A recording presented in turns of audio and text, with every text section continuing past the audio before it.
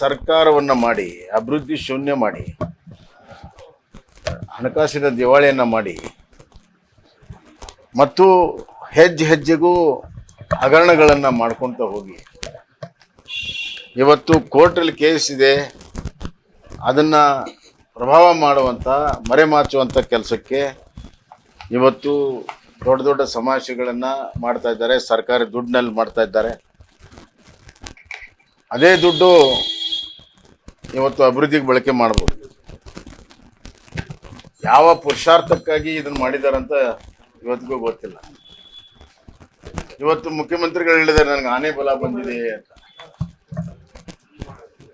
ಸ್ವಾಮಿ, ನೀವು ಆಗಲೇ ಮುಖ್ಯಮಂತ್ರಿ ಆಗಿದ್ದೀರಿ, ನೀವು ಜನರಿಗೆ ಆನೆ ಬಲ ತುಂಬಬೇಕು, ಜನರ ಬದುಕಿಗೆ ಆನೆ ಬಲ ತುಂಬಬೇಕು, ನಿಮಗಲ್ಲ.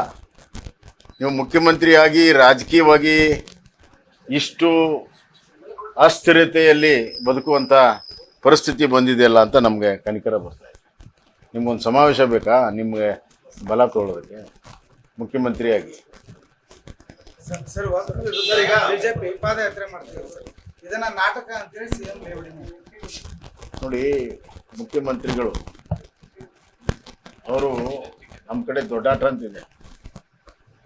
ದೊಡ್ಡಾಟ ಮಾಡುವಂಥ ಪ್ರಮುಖ ಪಾತ್ರಧಾರಿಗಳು, ಭಾಳ ಆವೇಶದಿಂದ ದೊಡ್ಡ ದೊಡ್ಡ ಮಾತುಗಳನ್ನು ಆಡುವಂಥ ದೊಡ್ಡಾಟ ಮಾಡುವಂಥ ಪ್ರಮುಖ ಪಾತ್ರಧಾರಿಗಳು. ವಿರೋಧ ಪಕ್ಷವಾಗಿ ಸರ್ಕಾರ ಮಾಡಿರುವ ತಪ್ಪುಗಳನ್ನು ಇವತ್ತು ಎತ್ತಿ ಹಿಡಿಯುವಂಥದ್ದು ನಮ್ಮ ಕೆಲಸ. ಮುಖ್ಯಮಂತ್ರಿಗಳಿಗೆ ಮಾಡೋಕ್ಕೆ ಬೇಕಾದಷ್ಟು ಕೆಲಸ ಇದೆ. ಆರೋಗ್ಯ ಇಲಾಖೆ ಸಂಪೂರ್ಣವಾಗಿ ಹದಗೆಟ್ಟಿತ್ತು.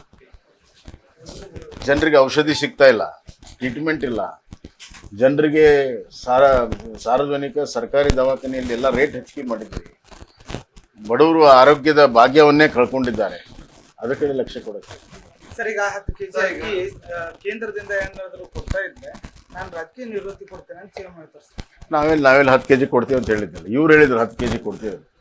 ನಿಜವಾಗ್ಲೂ ಕೂಡ ನಾವು 10 ಕೆಜಿ ಕೊಡ್ತೀವಿ ಅಂತ ಹೇಳಿದ್ರು. ಅವರು ಒಂದು ಅಗಳು ರಾಜ್ಯ ಸರ್ಕಾರದಿಂದ ಇವತ್ತು ಅನ್ನವನ್ನು ಕೊಡ್ತಾ ಇಲ್ಲ. 5 ಕೆಜಿ ಏನು ಬರ್ತಾ ಇದೆ ಅದು ಕೇಂದ್ರದ್ದು. ಅದನ್ನು ಹೇಳಕ್ ನಾಚಿಕೆ ಇವ್ರಿಗೆ. ಅದಕ್ಕೆ ನಾವು 10 ಕೆಜಿ ಕೊಡ್ತಾ ಇದ್ದೀವಿ. ನೀವು 10 ಕೆಜಿ ಅಂತ ಕೊಡೋದು ಒಂದು ಅಗತ್ಯ. ನೀವು ರಾಜೀನಾಮೆ ವಿಚಾರದಲ್ಲಿ ಈ ಪರಮೇಶ್ವರ ವ್ಯಕ್ತಪಡಿಸಿದ್ರೆ ಬಹಳಷ್ಟು ನಾಯಕರು ಅವರಲ್ಲೇ ಕಿತ್ತಾಟ ಆರಂಭ ಸರ್. ಇನ್ನೊಂದು ವಿಚಾರ ಇರ್ತದೆ, ಅವರಿಬ್ರು ಮಾಡ್ಕೊಳ್ಳೋದಾಯ್ತಂದ್ರೆ ಹೊಂದಾಣಿಕೆ ಆಗಿತ್ತಂದ್ರೆ ನಮ್ಗೆ ಇದು ನೋಡ್ರಿ, ಆಡಳಿತದ ಕಾಂಗ್ರೆಸ್ ಪಕ್ಷದಲ್ಲಿ ಒಳಗಡೆ ಬೇಗುದಿ ಇರೋದು ಭಾಳ ಸ್ಪಷ್ಟ ಆಗಿದೆ. ಎಲ್ಲವೂ ಸರಿಯಿಲ್ಲ ಅನ್ನೋದು ಕೂಡ ಭಾಳ ಸ್ಪಷ್ಟವಾಗಿದೆ. ಪರಸ್ಪರ ಹೊಂದಾಣಿಕೆ ಇಲ್ಲದ್ದು ಕೂಡ ಭಾಳ ಸ್ಪಷ್ಟ ಇದೆ. ಎಲ್ಲರೂ ಕೂಡ ಗೊತ್ತಿದೆ. ಉಪಮುಖ್ಯಮಂತ್ರಿಗಳು ತುದಿಗಾಲ ಮೇಲೆ ನಿಂತಿದ್ದಾರೆ ಮುಖ್ಯಮಂತ್ರಿ ಆಗೋದಕ್ಕೆ. ಮುಖ್ಯಮಂತ್ರಿಗಳು ಫೆವಿಕೋಲ್ ಹಚ್ಕೊಂಡು ತಮ್ಮ ಕುರ್ಚಿ ಮೇಲೆ ಕೂತಿದ್ದಾರೆ. ಆ ಫೆವಿಕೋಲ್ ಕಿತ್ಕೋಬೇಕು ಅಂತಂದು ಉಪಮುಖ್ಯಮಂತ್ರಿಗಳು ಪ್ರಯತ್ನ ಮಾಡ್ತಾ ಇದ್ದಾರೆ. ಈ ನಡುವೆ ಇವರಿಬ್ಬರೇ ಮಾಡಿದರೆ ನಮ್ಮದೇನು ಪಾತ್ರ, ನಾವು ಪ್ರೇಕ್ಷಕರ ಅನ್ನುವಂಥ ಒಂದು ಅಸಹಕತೆ ಇವತ್ತು ಗೃಹ ಸಚಿವರಿಗೆ ಬಂದಿದೆ. ಇವತ್ತು ಭಾಳ ಸ್ಪಷ್ಟವಾಗಿದೆ. ಬರುವಂಥ ದಿನಗಳಲ್ಲಿ ಇದು ಭಾಳ ದೊಡ್ಡ ಪ್ರಮಾಣದ ಅಸಮಾಧಾನ ಆಗ್ತದೆ. ಈ ಸರ್ಕಾರ ತನ್ನ ಅವಧಿಯನ್ನು ಪೂರ್ತಿ ಮಾಡೋದು.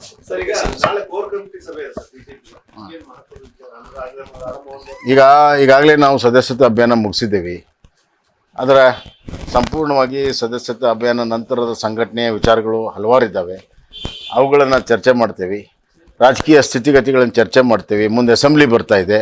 ಅಸೆಂಬ್ಲಿಯಲ್ಲಿ ಯಾವ ವಿಷಯಗಳನ್ನು ಎತ್ಕೋಬೇಕು, ಹಗರಣಗಳನ್ನು ಯಾವ ಎತ್ಕೋಬೇಕು ಅನ್ನೋದನ್ನ ಸಂಪೂರ್ಣ ಚರ್ಚೆ ಮಾಡ್ತಾರೆ. If you like this video, ಬೇಗ ಲೈಕ್ ಮಾಡಿ, ಕಾಮೆಂಟ್ ಮಾಡಿ, ಶೇರ್ ಮಾಡಿ ಹಾಗೂ ಯೋಯೋ ಟಿವಿ ಕನ್ನಡವನ್ನು ಸಬ್ಸ್ಕ್ರೈಬ್ ಮಾಡಿ.